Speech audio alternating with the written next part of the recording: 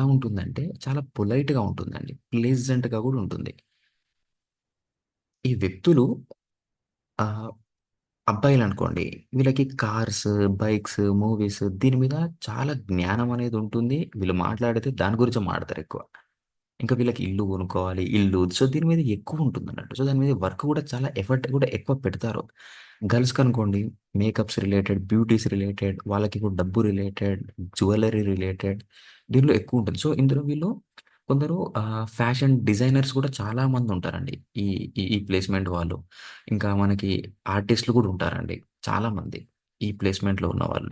ఎందుకంటే వీళ్ళు మాట్లాడితే ఆపోజిట్ జెండర్ వాళ్ళు ఈజీగా అట్రాక్ట్ అయిపోతారండి. ఇదొక ప్లస్ పాయింట్ అండి. ఈ ప్లేస్‌మెంట్‌కి. వీళ్ళ ఇప్పుడు వీళ్ళ నైబర్స్ అనేటి వాళ్ళు కూడా బ్యూటిఫుల్‌గా ఉండే ఛాన్సెస్ ఉంటుందండి. వీళ్ళ నైబర్స్ కూడా బావుంటారు.